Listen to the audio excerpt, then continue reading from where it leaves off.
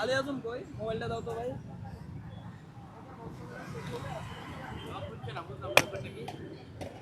হয়েছে কিন্তু এখানে হচ্ছে না। এটা লুজ হয়ে গেছে ভাই, এটা লুজ হয়ে গেছে, লক সিস্টেমটা লুজ হয়ে গেছে। একটু সরান, এটা ঘুরাই দিয়ে ঠিক না। রাত্রেবেলা ঝগড়া করতে করতে তাকে পরিকল্পিতভাবে মাইরা, হ্যাঁ, তার নামে সন্ধ্যার সময় জিডি করে রাত্রে মেরে তাকে আত্মহত্যা সাজানো হয়েছে। আমরা এই আত্মহত্যা মানি না, ওকে পরিকল্পিতভাবে মারা হয়েছে। কারণ ওরা যৌথ ফ্যামিলি, সবাই একসাথে থাকে। 7 জন মানুষের ভিড়ে একজন কিভাবে মারা যায়, আমরা এটা মাইনা নিতে পারি না।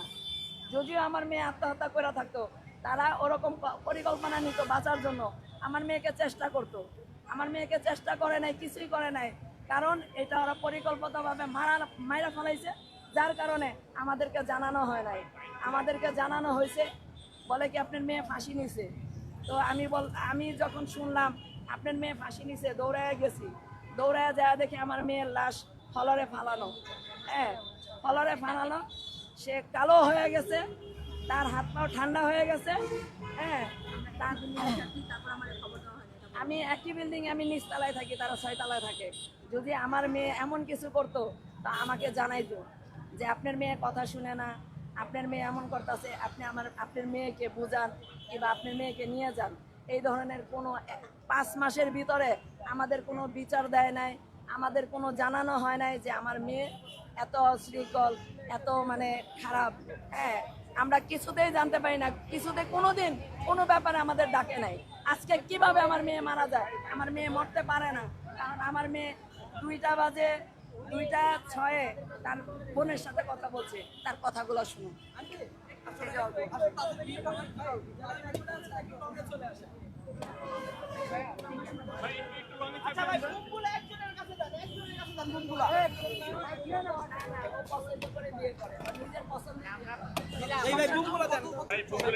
সংসার জীবন তার 5 মাস, 7 তারিখে বিয়ে হয়েছে। 5 মাসের ভিতর কি আপনাদের আমাদের তার ফ্যামিলি, ছেলের ফ্যামিলি আমার মেয়ে সম্বন্ধে কিছুই জানানো না।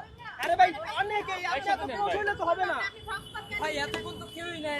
না না সবাই তো আস্তে আস্তে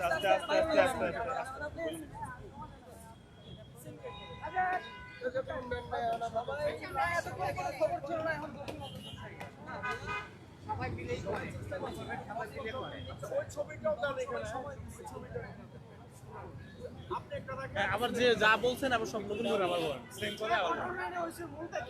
আবার বলেন।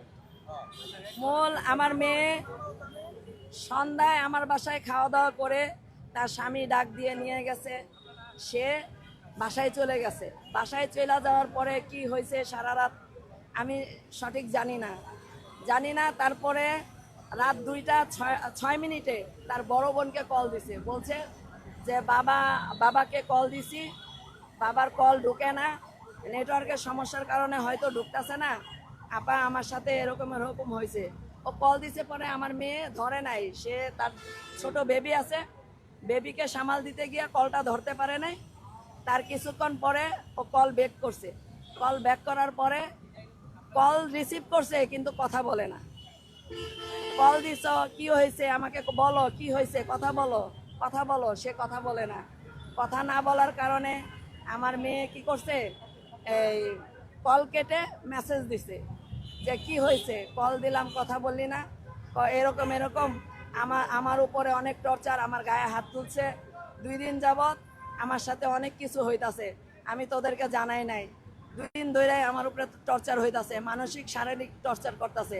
আমাকে আজকে রাইতে লাত্তি মাইরা বিছনা থেকে ফালাইয়া দিছে, ফালাইয়া দিয়া বলে তুই ঘর থেকে বের হ।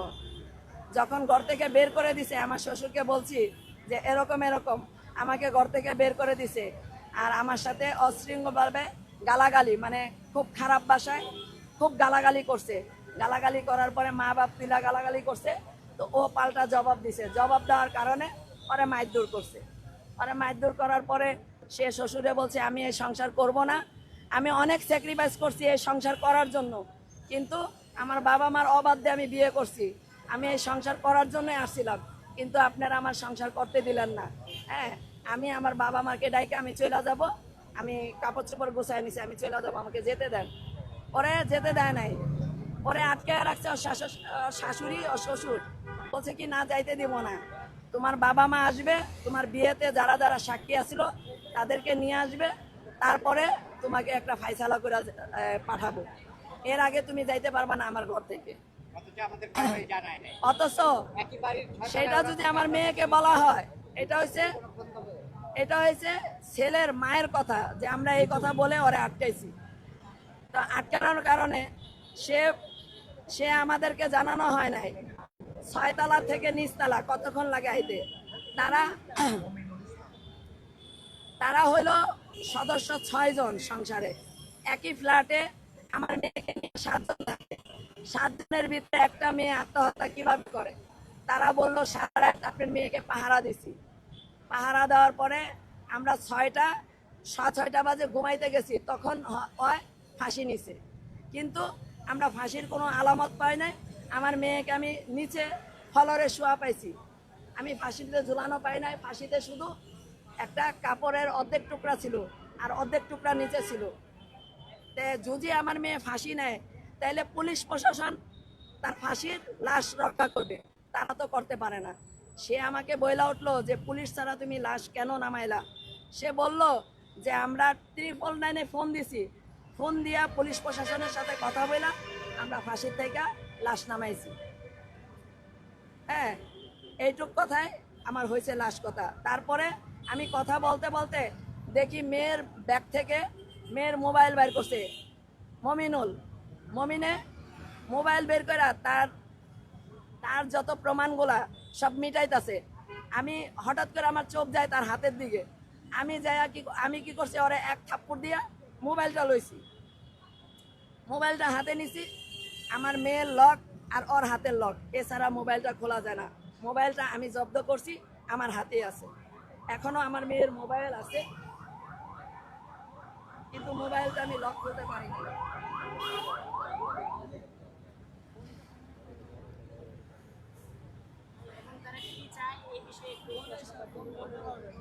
এই যে মোবাইল আমার মেয়ের তার স্বামীর হাতের থেকে কায়রা নিছি।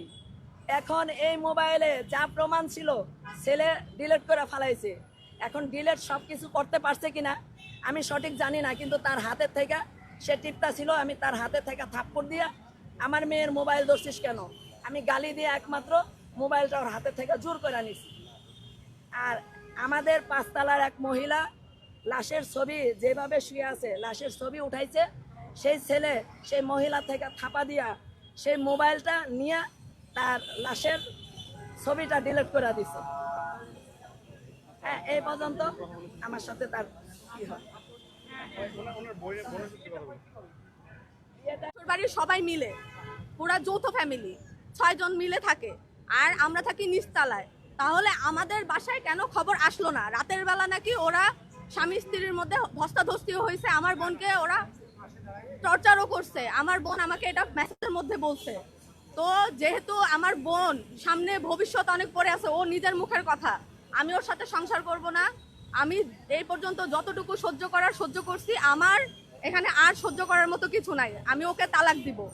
তো সেই মেয়ে স্বর্ণা, সুরাই আক্তার স্বর্ণা, ও কিভাবে আত্মহত্যা করে? এটা তো কোনো রকমই আত্মহত্যা নয়, এটা ওরা প্রমাণ নষ্ট করেছে সবাই মিলে।